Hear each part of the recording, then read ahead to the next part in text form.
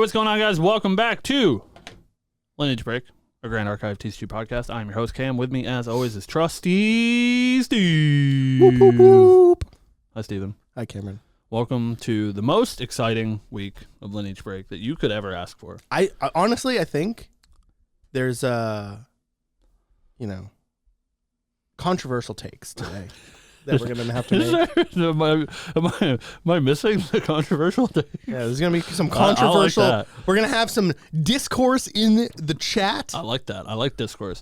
We're gonna talk a little bit about DTR today. Talk a little bit about some other nonsense. We are in the Great Depression. Tidbit season. It's tidbit season. Whoop, whoop, whoop. I want to give a big shout out to our glorious leader, Silidar, for hopefully, it's important for us to justly or unjustly, it depends who you ask, take credit for everything. And we are going to assume that Silidar was moved by our bemoaning of the lack of tidbit season last season. Our plight. And so tidbit season is back. So we're going to talk about some DTR tidbits, but there's not a whole lot of them. And a couple of other things, but man, oh man, we are in the great drought. Maybe we'll get a live tweeted tidbit while we're on the show. We have to hope. We can only hope. Please, just please, a morsel of food. Please. Our overlord, please. Please. Next week, Stephen. Next week. Not next week for the show. So next week for the show, we are still right here down in the dregs with the chat, but next week is not only Ascend Kuala Lumpur. It's also European Nationals, I hear. It's true. It's going to be a big weekend for you Garkists out there. I think that's the official name. Garkists? Yeah. Garkivists. Yeah. big shout out to Alphonse, who every round announces people as archivists. I like that a lot. But so next week, a couple of big events, and then hopefully, fucking fingers crossed, hopefully at said big events, probably Ascend KL, we get some like MRC stuff to talk about, some art at least, anything. We're so hungry. It's like lore. No lore. When lore? Hey Bell, when lore? I hear HVN's been out for a dog's age. Like we're getting MRC spoilers. We're talking about DTR now. When lore? No HVN lore. No Regalia. The two. Regalia's 2. Come on. Electric Boogaloo. Come on. I know she's busy. Just giving her a hard time. All right. What was I saying? Oh yeah, it's like that episode of SpongeBob, where I think I'll eat it now.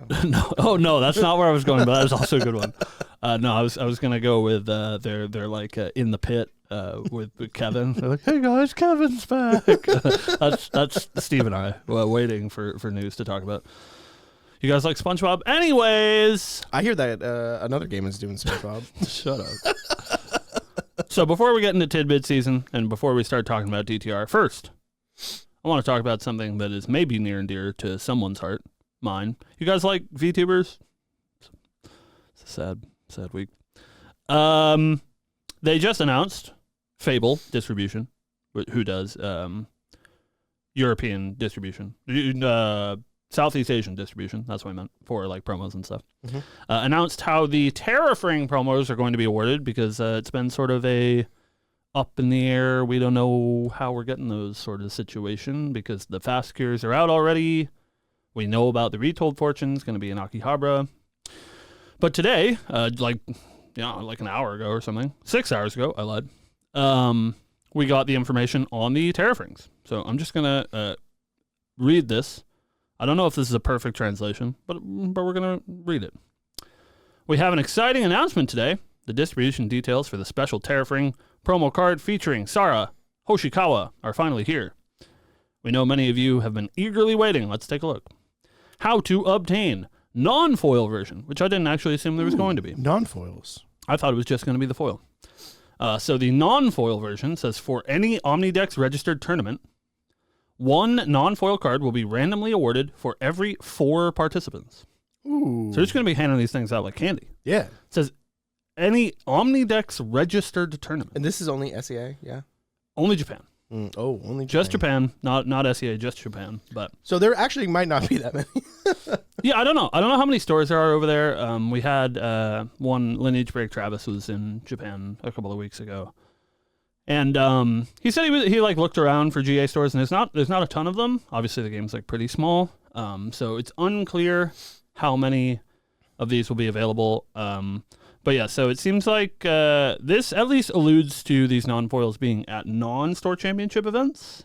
So just for a period of time, this promo will be given out for official Omnidex registered events. Yeah. Which is cool. The foil version will be awarded to the champion of store championships at selected stores and distributed to a number of participants in regional tournaments.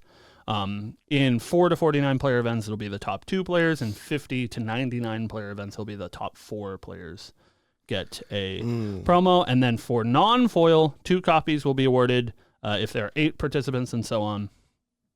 Telling, for every 4 participants at an event, there will be. So what you're saying is the foils are going to be coveted. Oh yeah, the foils are going to be giga expensive. There's probably going to be like what? Yeah, like I was going to say like 30. Like how many of these are they're going to be? It's store champs and regionals, so they'll like probably get what, a regional. I haven't looked at the list, but I assume there's a regional in Japan. Yeah, and we'll say it's over 100 players. So that's 4. Say there's, degenerously a dozen store championships. It's another 12. It's like kind of short. I don't need one, thankfully. I already have a beautiful Arizona Terraframe. But I might try to snag one of these non-foils. I think they're going to be pretty cheap. Yeah. Not like dirt, but like, probably like $50 get a non-foil Terraframe. Yeah, I mean, if they're $50, I might grab a non-foil. And she's cute! I am unclear. Somebody in the chat says this collab is all year. I'm not sure how long it's going to last. Hopefully it is multiple seasons, and then that will sort of lessen the blow that it's not just for this season, so we'll get it for DTR and forward. Now, that part's a little bit unclear, so I don't want to say whether or not that's true, but that is the details, so I know some of you are big Sarah Hoshikawa fans, so you can look forward to getting those sweet, sweet promos. And I got my Faskers in like pretty recently, and they look great, so I assume the Terrafrings and the Retold Fortunes will look great as well. Yeah. Speaking of promo cards, Steven. Promos? Not in a good way. Oh no. Speaking of promo cards, we had one Chess Club Rex reach out to us. Hi, Rex. Thank you for watching. To give us something to talk about today. And I do think it's worth talking about because it's been making the rounds. We had heard about it locally before it was brought to our attention. So at least in our small Grand Archive community, this information's going around. On, I think it's on AliExpress. It's on one of these like cursed pirate websites. You can buy yourself for the low price of $15. Your very own Ascent Spirit. You get a Gwendolyn. There's some mints on there. I'm a big mint fan. You're gonna buy yourself an Apotheosis, right? And they're very obviously not real. These are fake cards.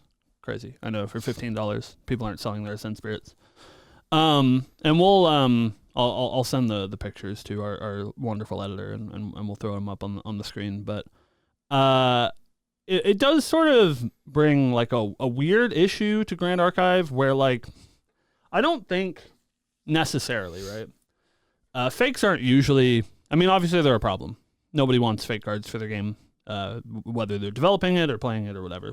You don't want fake cards to exist. That's bad. But for cards that are like actually competitive cards, like they have Merlin CSRs on there or whatever, it's like pretty clear that they're fake, right? And if your opponent like plays a fake Merlin, you're like, that's a fake card. You can't do that. They get DQ'd, whatever. But we're in this sort of like really weird gray area when it comes to spirits, where a lot of people use like custom spirits, or they use like proxy tokens. Like very talented artists like Lucky Yuki make proxy tokens, and I see people use those all the time. But it's sort of, I don't know, it creates this like really weird gray area where these competitive players that have gone to such lengths to be awarded these trophy cards, your Gwendolyns, whatever, Then like somebody like shows up to your locals and they bought their Gwendolyn for $15 off AliExpress, and it like very obviously looks worse, but it's like, how far, like how big is the divide? Yeah. Like if you're looking at them from a distance, across the table, they like probably look pretty similar unless you're taking a closer inspective lens to it. So, and like, what's the line, right? Like what is an allowable proxy? Right.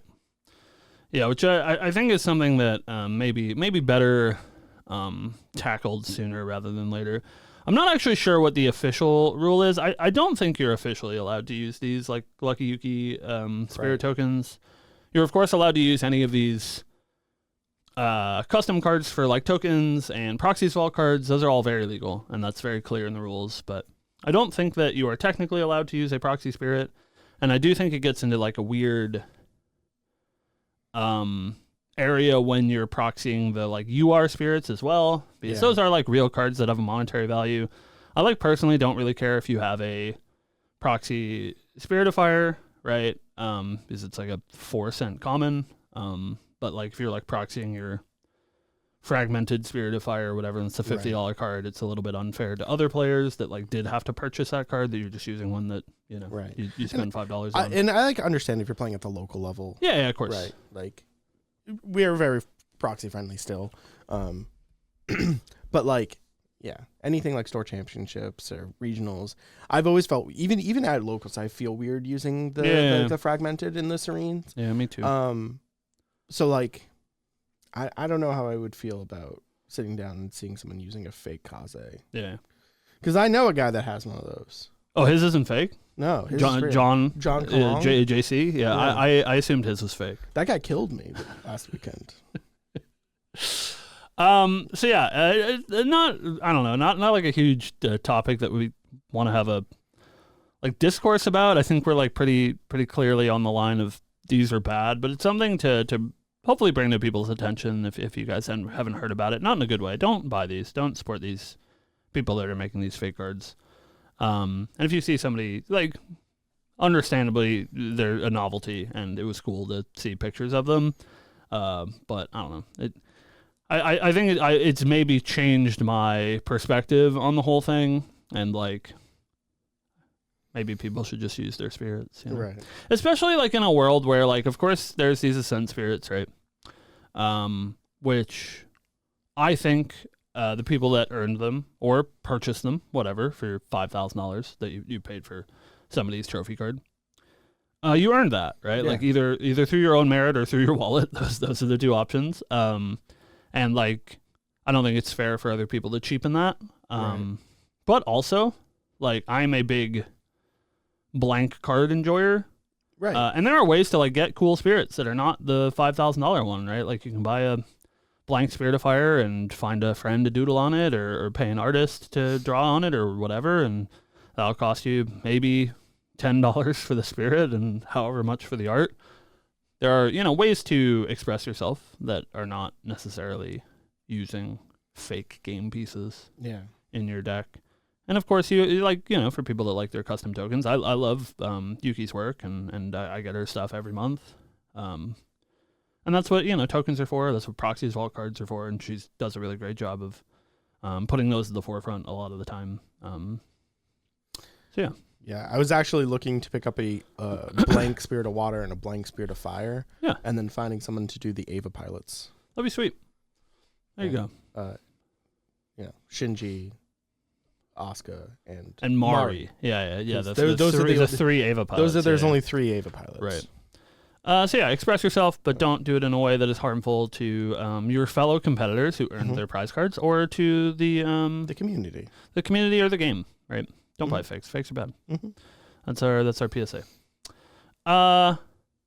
So, Steven, Cameron, and just like that, we're out. We're basically out of stuff to talk about. Yeah, and Poro, Mr. Weebs of the Shoreman, says call a judge if you see one of these at an official tournament, and don't allow that sort of business. It's not good. But if you want to buy one because it's funny, sure. But don't support these people that are making fake cards for Grand Archive. Yeah. So we have a couple of tidbits to talk about, and I think we'll talk about the tidbits. We'll go over what they say, and then we have maybe a bit of a discourse about that. And I think, to everyone's applause, maybe a bit of a Ciel pointed discussion. So Steve can take his time and talk to you all about Mr. Ciel. So we'll start with one DTR tidbit number 1. Can you read that one to me? Frog emoji, frog emoji, frog emoji. Somewhere in the world, Clem is screaming.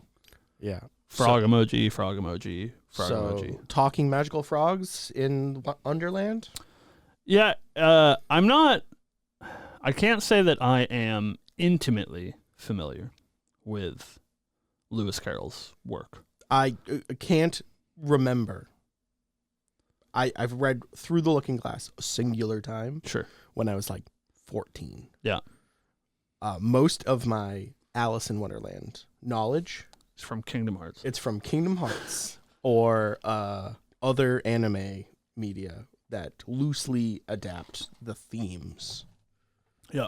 How many frogs do you know about? 0. Okay. That's a good start. Yeah. It's not like I was worried there would be some like prolific frog or something. Not that I can remember. That I was missing, but frog emoji, frog emoji, frog emoji. I assume. All right. Usually, shout out to Ciel. These tidbits are like mostly bullshit. Yeah.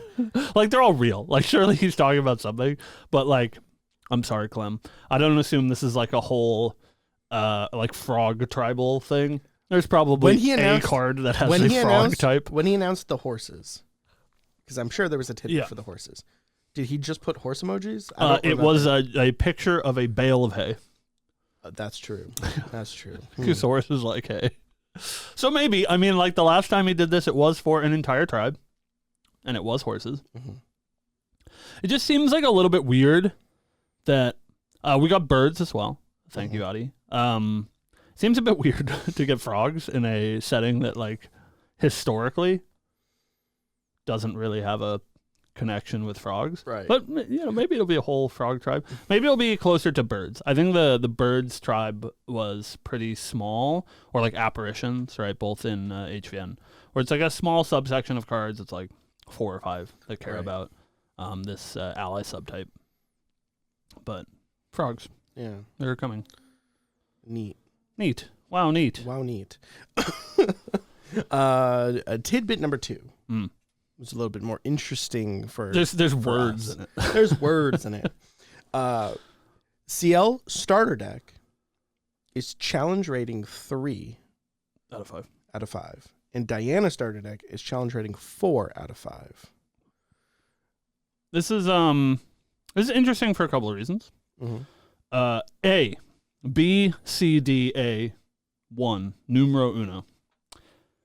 This is the highest floor that we have had thus far. This is only the 3rd time that we are getting starter decks with difficulty ratings. The first starter decks in DOA did not have them. They did introduce that in ALC. So this does have the highest floor in that in both Mortal Ambition and Alchemical Revolution, there was a starter deck with a difficulty rating 1. That was Jin and Tony, respectively. So Ciel being at a 3 is the highest that we've had for a like base level entry. And B, 2, numero dos. This is also the lowest ceiling that we have had thus far, because if memory serves correctly, Arisana and Kongming were both difficulty rating 5. So we're like sort of in the middle for this one. But I think that it does, hopefully, for Steve's sake, speak to the complexity of these decks. I think very clearly for anyone who's played with the starter decks, we usually do like a starter deck tournament. at the start of the season, so that's why we have any sort of familiarity. Both the Jin deck and the Tony deck are sort of just like play allies punch face, and that's why they are difficulty 1. But with, the difference being from difficulty 1 to 3 in Ciel's case, who would assumingly be the punch face deck of the two, it seems like he will be a little bit more mechanically dense, perhaps a little bit more tilted towards a level 3 playstyle, or maybe using specific cards, etc. Stephen? Yeah, so if we remember correctly, back when we were getting spoiler stuff for DTR, we saw a little bit of art for presumably a ally, and it shows a girl surrounded by like fire spirits, and below her are skeleton hands that seem to be grabbing at her to pull her down. Skelemons. So one could imply that something that Ciel is going to be doing is something with creating skeletons, or maybe some sort of undead ally type. We did get a question about this on the YouTubes, so thank you for submitting your questions on the YouTubes. If you ever want to give us questions to talk about, either live or post, feel free to do so. We very much appreciate it. But we got a comment from one Age of Alice, maybe a Alice in Wonderland fan, who knows, that said, since you asked for something to talk about, thank you. We appreciate it. In one of the art spoilers that they revealed for DTR, there were skeletal hands grasping at the character's feet. What do you think the odds are that we will get some sort of undead subtype or some other necromantic things, and what do you think that might look like mechanically in the game? So again, we'll for those of you who watch the show afterwards, we'll pop up this cute zombie girl on the screen. But this is something that we've talked about a couple of times, where we're so early in the season, it's really hard to tell. But there are some sort of like inferences that we can make, both based on art like this, but also just like Ciel's description and his name, his level 3 champion being called Ciel Mirage's Grave, does sort of lend itself to a graveyard crazy, I know, centric sort of play style, and we wonder what exactly that would look like. I don't know, Steve, do you have any thoughts? Yeah, so since we found out that Ciel was hot, an Umbra champion, I'm assuming most because the foils of all these cards skyrocketed.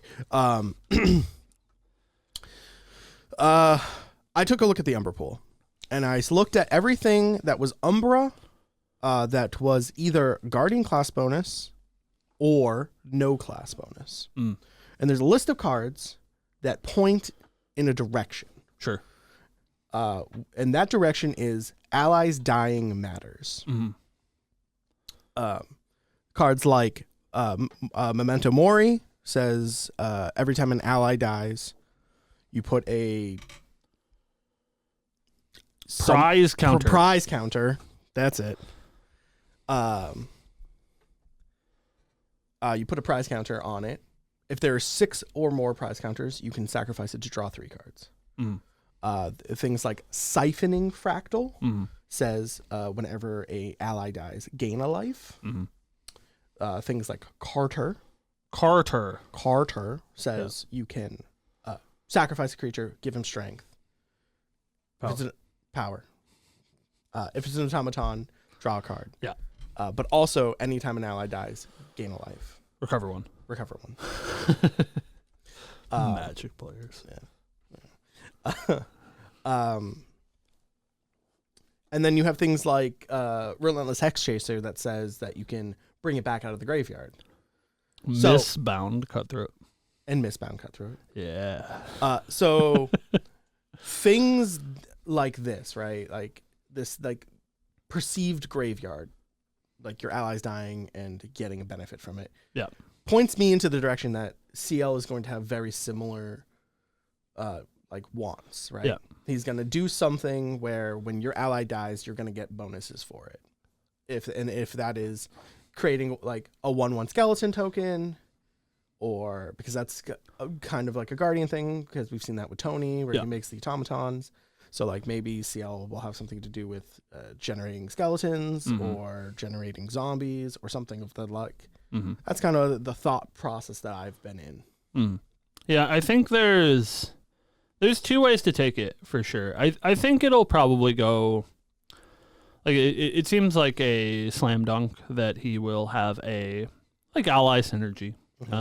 Either I think you're right. I assumed when he was first announced that it was maybe going to be like an ally cards in graveyard sort of thing. And you know Aaron in chat says to stock up on your copies of Censor, which I do think is telling. But don't want to get too off topic, but the printing of Censor I think was not necessarily for the like water and eco decks. I think the banning of Icebound Slam was for that, but I think Censor was printed with the foresight that there is a graveyard based deck coming out soon.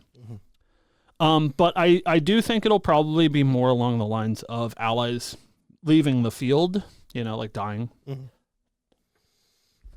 Carter, Siphoning Fractal, like you said, don't really have those like graveyard synergies packed in, and so I think it'll assumingly be more of a put allies on board, sacrifice them, or like you said, make tokens, sacrifice them. And I wouldn't be surprised to see it somewhere in the middle. If we, like the only context that we have is Tony, right? So if we look at Tony and use a sort of Umbra lens to look at that, it does lead to like token strategies like automatons, so we might see some sort of skeletal tokens, zombie tokens, whatever. But it also does lead to Guardian being about big smack. And Tony, usually the way that Tony gains power is through like tokens on board, right? We see that in like Archon Broadsword. And I assume that CL will be sort of the opposite, and it will be when allies die, you get buffs to CL's attacks or power or whatever. You get your heavy swing that attacks for 2 but gets +1 for each ally that's died this turn, stuff like that. So I think he will be somewhat ally based. Remains to be seen if he's going to be like a board deck or a use allies as fuel sort of deck to make himself stronger. And I think both of those are like pretty reasonable takes, but I think either way he will probably have some ally synergies. To get back to Alice's question, I don't think necessarily it'll be like a tribe thing. Like I don't think it's going to be undead creatures matter, unfortunately. Allies, sorry, I'm also a Magic player. I don't assume it's going to be like the sort of human synergies or automaton synergies that we have. Maybe like slightly, but I don't think it's going to be like a fully baked in ally type support thing. I do think that there will be undead. Oh, for sure. Yeah, I just don't think it'll be. I don't think it'll matter. I don't think it'll be tribe centric. It'll be like undead allies get +1 power. Like I don't think that's where we're going to be at. But maybe. Yeah, who knows? But I'm very excited to play this girl because she's cute. She's cute. We'll put them have the art put up here. But right over Steve's face. Yeah. That's where we're going to put the art. Yeah. I mean, it's good vibes for sure. The only thing that I'm slightly confused about. Yes. Is that he's a cool graveyard deck, right? Yeah. Presumably. His weapon does not indicate that at all. Yeah. Because he has a big clock hand for a weapon. That's true. So I'm curious if there's like some sort of time counter mechanic or something to do with that. Yeah, maybe. It's so hard to say. It's so hard to say when looking at these champion designs, just like historically in Grand Archive, they're like so crazy, right? Like I don't think any of us would have predicted the Arisana gather mechanic, right? Like it could be something completely insane, right? It's just, or like the shifting currents, like any of these things that are just absolutely absurd, and we'll never come up with it. My assumption, without assuming that it's something crazy like that, is just like the difference between like Bulwark Sword and Archon Broadsword, right? We see him pictured with this clock sword, and we have the art for that as well, sort of. in his level 1 art. But I assume that at level 3, maybe it transforms or he uses some different sort of Umbra-centric weapon, and this clock hand thing is just for his first couple of levels, like a bulwark sort of. So he could go to Umbra, and it could be a scythe, is what you're saying. Yeah. It could be a scythe, yeah. It could be a scythe. That'd be cool. It would be cool. If thematically cool. Yeah. It's all about like large two-handed weapons, right? It doesn't necessarily have to be swords, so could be cool for sure. Yeah. But yeah, it's hard to say. But I do think circling back to the tidbit, it is pretty telling that he is difficulty 3. Audier in the chat, thank you for your generous donation. Asks if there was any previous 3-star difficulty champions, and Diana from ALC was one. Right. Which, if we're using her as a direct comparison, is a very level 3 centric deck. Correct. And does have a pretty mechanically dense starter deck where you're basically doing the Fire Umbra Diana thing. Right. Much worse, but that is the plan. Yeah. And so I don't know that it's going to be an exact ancillary to that, but I think there will definitely be some mechanics in play. It's not just going to be play allies smash. There's going to be some sort of intricacies that you do have to employ when you're playing Ciel as a starter deck. Obviously, that doesn't matter. Nobody really cares about starter decks. They're for new players. They're not really for the enfranchised people that are watching Lineage Break. It just gives us a sort of barometer as a deck as a whole, right? Like, I think that they've done a pretty good job at the difficulties of these starter decks are like almost 1-to-1 indicative, I think, of what their difficulty ends up as a constructed deck. Yeah, I think that's true. At least so far, they've been pretty spot on. Just because I think, obviously, the developers know how to build decks for the champions they created. Crazy.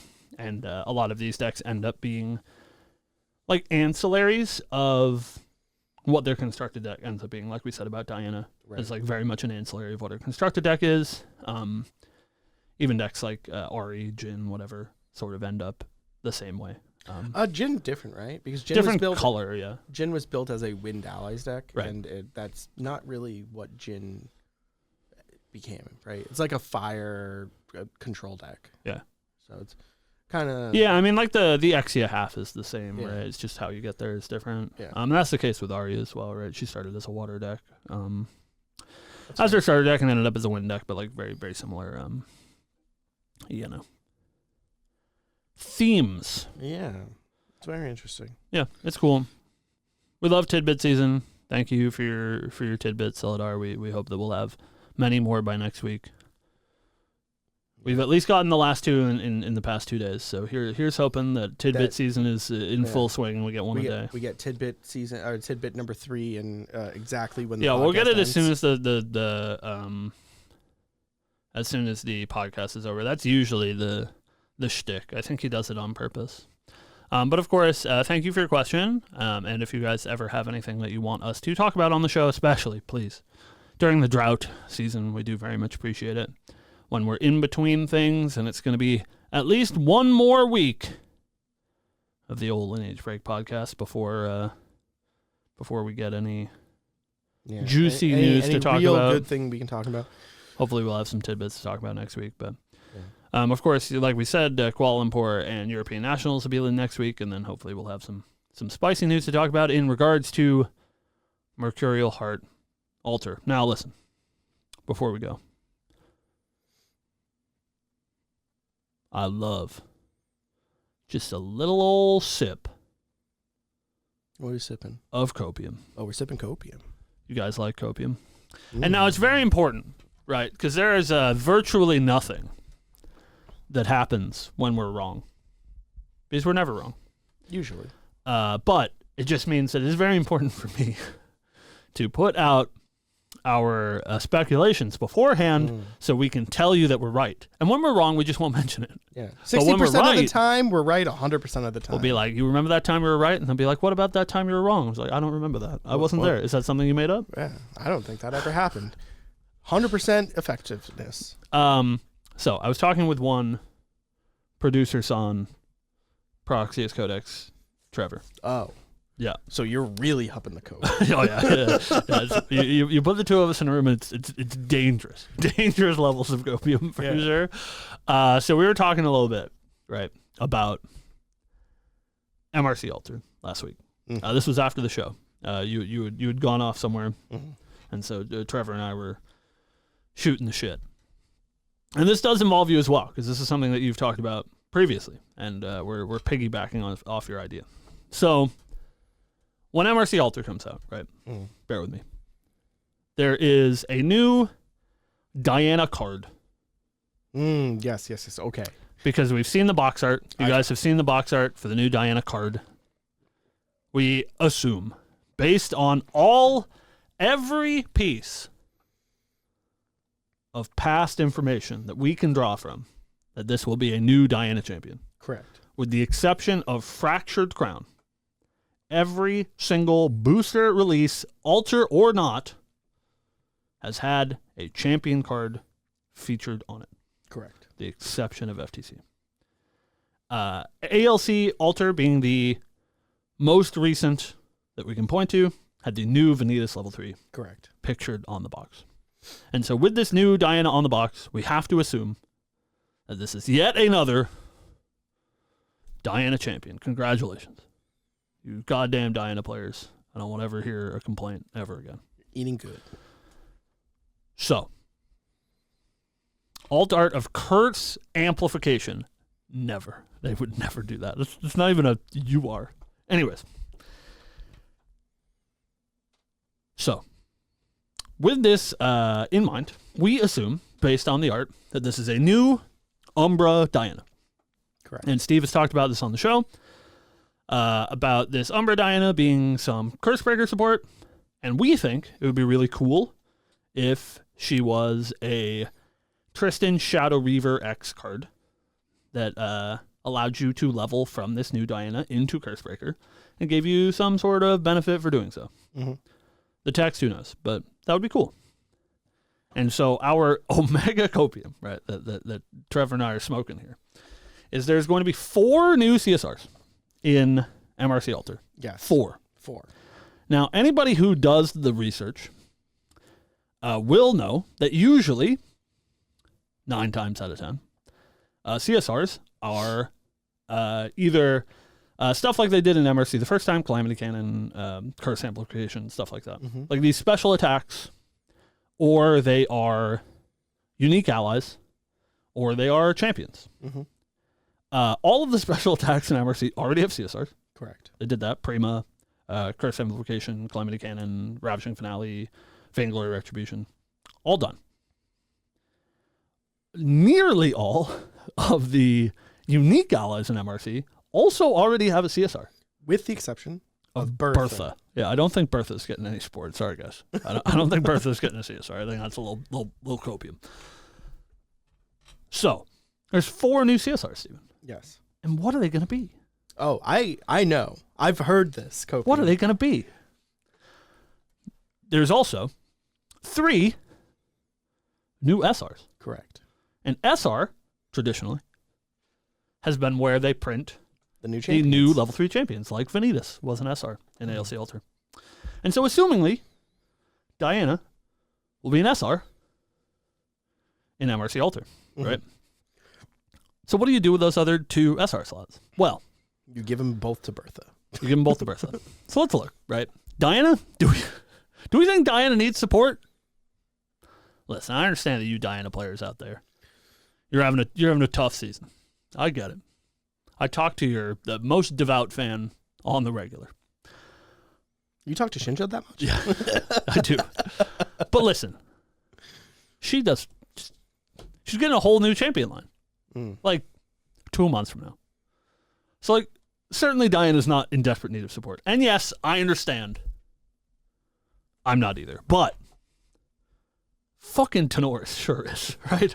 So, like, if we're going to give a new level 3 champion to anyone, a new champion at all to anyone, why is it fucking Diana? Yeah, it should be right? Tony. It should be Tony. And so, what if, Steven, what if it was Tony? All right? What if it was also Arisana? What if it was also Arisana? And To keep with our copium theme, right? That we're going to get these new level 3 champions that have some sort of synergy with the old level 3 champions, sort of like Shadow Reaver does. Currently, the only way to get Tristan Shadow Reaver, the card, is in CUR. Correct. And that is pretty prohibitive for all of you Tristan players out there that are not quite literally made of money. And I think that they have moved towards CURs being more of a collector's item than something that you should have to have if you're just like, a devout fan of a character. You should be able to get your champion line in CSR. And that's what we saw with Kongming as well. They printed her as CSR and also as CUR so that the people that aren't quite literally made of money could get the Kongming. And so our theory, Trevor and I, is that Tristan Shadow Reaver will be getting a CSR treatment because she does not currently have one. That would fill one of these 4 CSR slots without having to be a new card that hasn't already come as a CR, and would allow people that don't have access to the CR to get their fancy version of Shadow Reaver. And keeping in that same theme, we get 3 new champions to line up with our old ALC champions, all also getting a CSR, and that would button up our 4 CSRs for MRC Alter. Thank you very much. Thank you. And now listen, that's either going to sound like the stupidest thing you've ever heard, and it probably does, until I'm right. And when I'm right, I want it to be very clear to you, chat. We didn't know. I swear to God. I swear to God. Lie detector test.